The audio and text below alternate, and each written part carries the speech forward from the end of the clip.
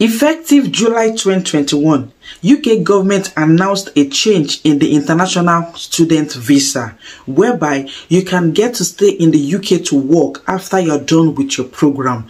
So if you come in for your masters, you get to stay extra 2 years for you to work. And if you come in for your PhD, you get to stay extra 3 years to work.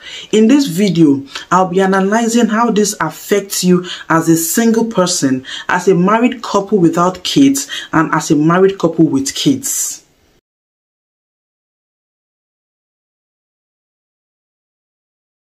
Hi, welcome to my channel Talk to Bemi. If this is your first time, thank you for joining us. We're happy to have you here. Kindly click the subscribe button and be a part of the family. And if you're a returning subscriber, thank you so much for taking your time to watch this video. If you fall into any of the categories that I actually mentioned earlier, ensure that you watch this video to the end, as I promise that information stated here are things that you need if you plan to relocate to the UK. If you are planning to come to the UK as a single person, it has more disadvantage than advantage. So personally, I would advise that if you're already in a relationship and you both share the same dream, at least try to do, even if it's just court wedding, before coming to the UK to study, so that when you eventually want to bring your partner to join you, it will not be complicated. Most times, people who leave their partner ends up not marrying them, not because they don't want to, but the unfortunate part is that as soon as they come into the UK, pressure comes in on how to work, how to set off bills, and even if you are the type who actually enjoys company, trust me, your best bet is just to come to the UK with your partner, because here in UK, nobody have time for nobody. Everybody is out there trying to get enough hours to work and also trying to pay bills, and nobody's having time for anyone. In fact, I think my first 2 years in the UK, I have an aunt in the UK, and for the first 2 years I was in the UK, I only got to visit her just once.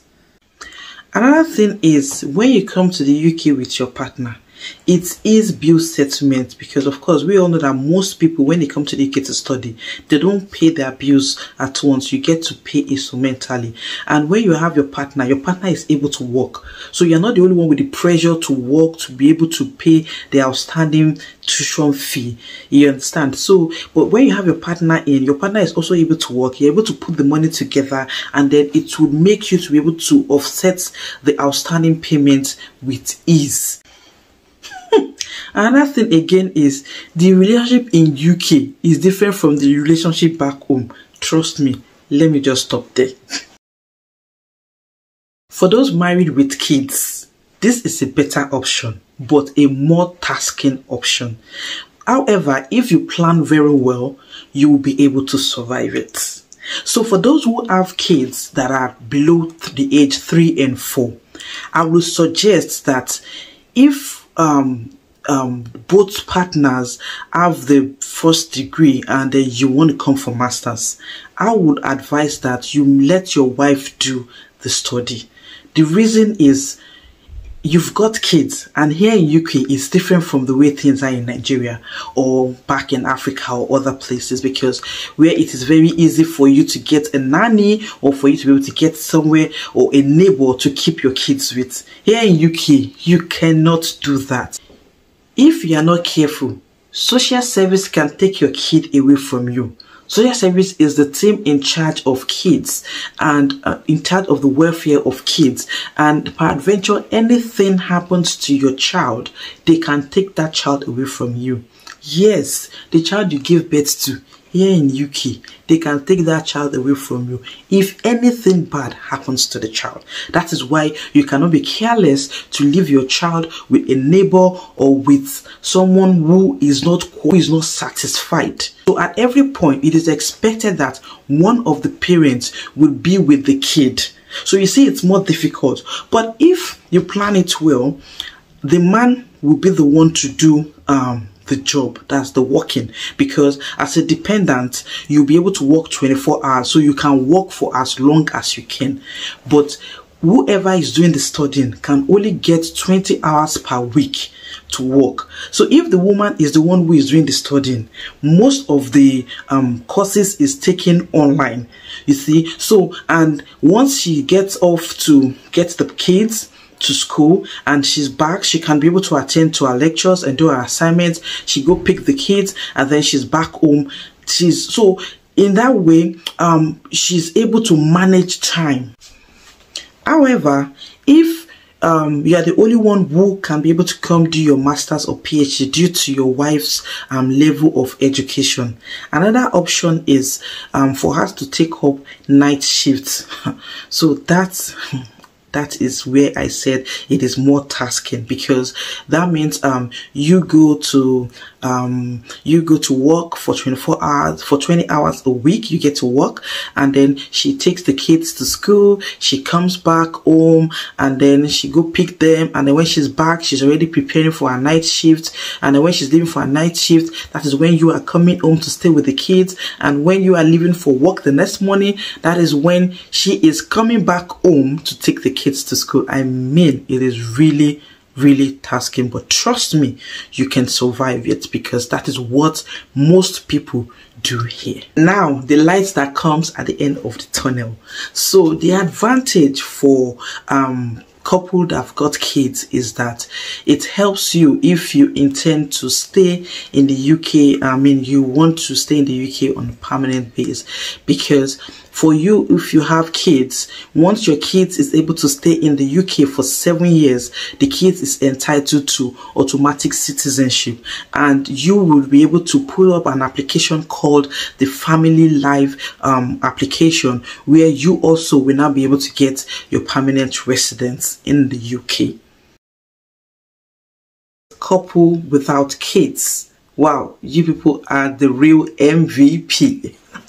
So first, what you just need to do is to think about between the two of you, who is that person that have energy to work? I mean, who is the person who will not feel, who has tolerance, or who is able to do any kind of job. Yeah, there are professional jobs, but trust me, the odd jobs are the one that pays very well. So if you know that your husband is the type, my dear sister, just be the one to pick up the master's program. I mean, let him be the one to just go and do the master's. So he will end up having just 20 hours to work per week, and then you will be able to hustle. But of course, general knowledge is that the man is the one who have the energy to work and everything. So you have no problem, because it is just the good and perfect time for you to hustle.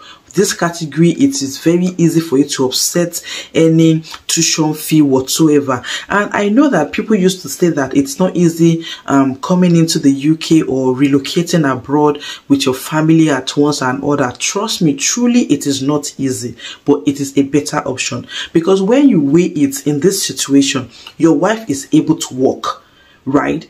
And you are able to work. So whatever you are paying for rent, what you will get when you work is higher than what if you decide to stay on your own. Okay, let me be practical about it. So as a single person here in London, I will use London first as an example. Here in London, you can be able to get a studio flat which is self-contained for say 700 to 800 pounds, right, per month.